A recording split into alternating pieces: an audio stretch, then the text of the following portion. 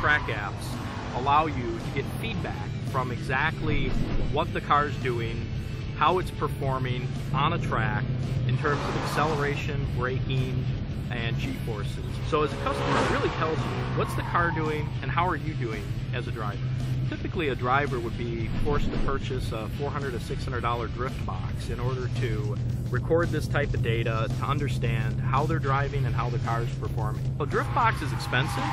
You have to drill holes into your dash, and you have to mount a remote antenna onto the car for the GPS to work. What we've done is we've seamlessly integrated the capability of the drift box into what we call track apps.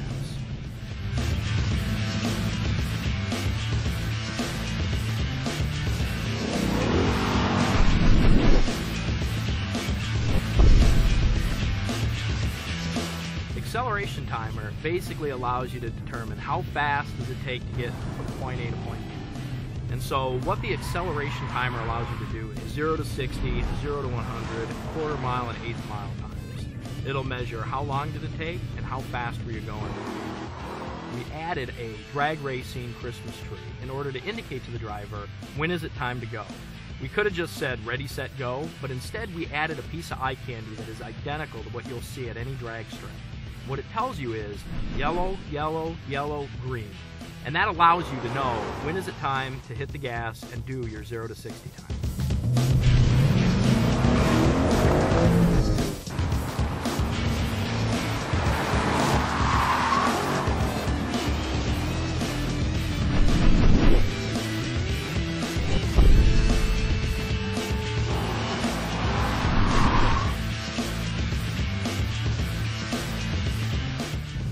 Care how many G's you pull, because that basically tells you on a track how well is the car holding.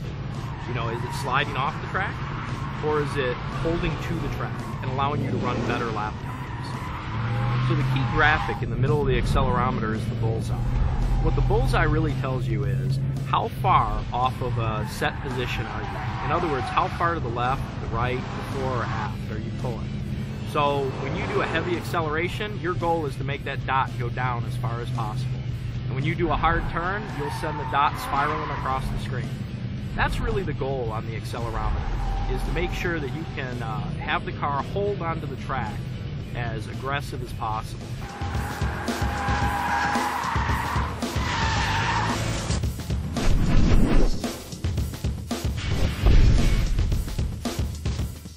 The braking allows you to measure braking distances and braking time. So how long did it take you to bring the car from 60 to 0 or from 100 to 0?